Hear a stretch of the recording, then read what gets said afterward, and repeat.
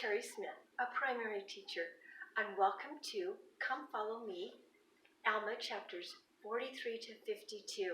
And the title of our lesson today is Stand Fast in the Faith of Jesus Christ. And we are going to, this is an exciting chapter and lesson, but I want to confess something to you before we go on. When I was younger and started reading the Book of Mormon for the first time, I didn't like these chapters.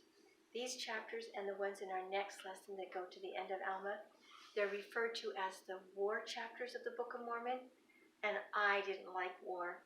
I didn't like killing. I didn't like bloodshed, and I didn't find it interesting. But the more I read it, and the more experience I got as I matured, I grew to love these chapters and for the principles that they teach us. Because I learned that today we are in a battle. Satan is waging war against us for our souls and our spirits. And these chapters teach us how we can prepare to defend ourselves and to protect ourselves against this battle that Satan is waging and against sin. And so I want you to think about that as we discuss the lesson today and also next week. How did the Nephites prepare themselves to fight in these battles and war against the Lamanites, both physically and spiritually? And the first principle we are going to talk about is I can find spiritual protection in the gospel of Jesus Christ.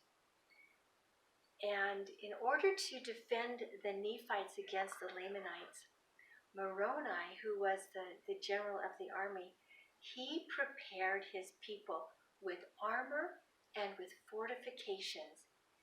And his efforts teach us how we can prepare and to protect ourselves and find spiritual safety in the battle that Satan is waging against us. So let's learn what Moroni did to protect his army and the people, because he protected both. So let's begin in chapter 43, verse 19. And it says, "And when the armies of the Lamanites saw that the people of Nephi, or that Moroni, had prepared his people with breastplates," that's to protect their chest, "and with arm shields, yea, and also shields to defend their heads, and also they were dressed with thick clothing." So Moroni made sure that his army, that each individual was protected with armor covering their whole body, whether it be with the shields or with that heavy clothing. But he also protected the army as a whole and the people. So let's turn to chapter 48, verse 8. And here it says, "Yea, he," meaning Moroni, "had been strengthening the armies of the Nephites and erecting small forts, or places of resort, throwing up banks of earth round about to enclose his armies, and also building walls of stone to encircle them about, round about their cities, and the borders of their lands, yea, all round about the land." So these were places where the army could go for protection, and also the people, their families were there, because a lot of them they were fighting to protect their families. Now let's turn to Alma chapter 49. And as a family, you could read verses 1 through 5. We're just going to read verse 4.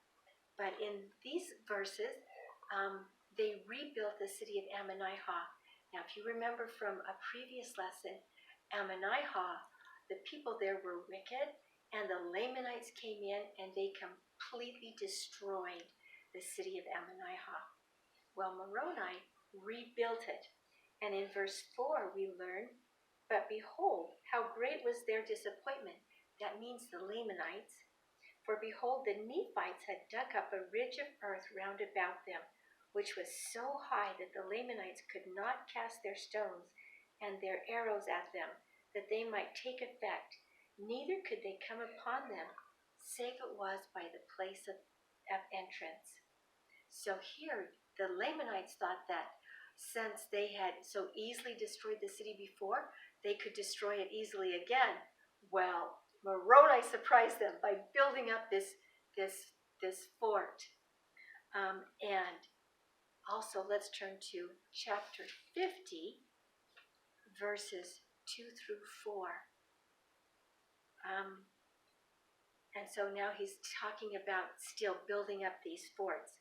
And upon the top of these ridges of earth, he caused that there should be timbers, yea, works of timbers built up to the height of a man, round about the cities. And he caused that upon those works of timbers there should be a frame of pickets built upon the timbers round about, and they were strong and high. And he caused towers to be erected that overlooked those works of pickets, and he caused places of security to be built up upon those towers, that the stones and the arrows of the Lamanites could not hurt them. So do you see how Moroni is protecting now cities and his army with these forts, with the built up earth and dirt? And then sometimes he used stones, and sometimes he used timbers or logs or wood, and then he put pickets there, and then he had towers so that he could put guards so that they could see the army, the invading Lamanites coming, and that they were ready. Now, what can we learn from this example? Because we too, like I mentioned before, we are in a spiritual battle against Satan, and we need to protect ourselves, just like Moroni protected his people. And we need to protect ourselves spiritually, just like the Nephites protected themselves physically. So what kinds of spiritual armor or fortifications do we need to protect ourselves in our spiritual battles today? This is a good question to discuss as a family. So now would be a good time to pause this and to discuss the question, what kinds of spiritual armor or fortifications can we build to protect ourselves today, like the Nephites protected themselves physically? Okay, go ahead and pause this and discuss that as a family. Okay, welcome back. I hope you got a lot of ideas, and some of those ideas should include like prayer, personal prayer in the morning and evening, and also family prayer, personal scripture study, and family scripture study. And being kind, loving God with all of our heart, might, mind, and strength. And we can go through all of the commandments, not stealing or lying or obeying and honoring our parents, attending church. And as you can begin to see that as we do these things individually, we begin to armor ourselves with the armor of God. But also as we do these things as a family and have family home evening and attend church, we begin to build up our fortifications as a family to protect our homes. And in fact, I want to share with you something about our family. My husband and I raised 3 sons and a daughter, and our sons loved weapons. And they had their suits of armor, the toy armor and other weapons, and they also made weapons themselves. And one of the things that they made, I found this recently as my husband and I were cleaning out our parts of our home, this shield that one of our sons had made. And you can see it's not very big, but that was when he was a little boy. But I invite you to make a shield out of cardboard. And he just used duct tape for the handle. But when you make it, write on there things that you can do to protect yourself in this spiritual battle against Satan. For example, you could write prayer, scripture study, follow the prophet, obey my parents. And so fill it up with those good things that can help you defend yourself. And to have fun, if you have brothers and sisters, you could have them make one too. And then even make paper balls. Just get some paper and wad it up, and you can write on there bad things like lying or being unkind or stealing. And then you could just kind of have a battle where you would throw these paper balls at each other and protect yourself with your shield. And you can make this as big as you want. But that might just be kind of a fun activity to remind you of this story of Captain Moroni defending and protecting his people. And this is the end of part 1. Today we're actually going to have 3 parts of our lesson. So stay tuned for the next 2 because we'll talk about Captain Moroni and what a great example he is and how we can follow his example.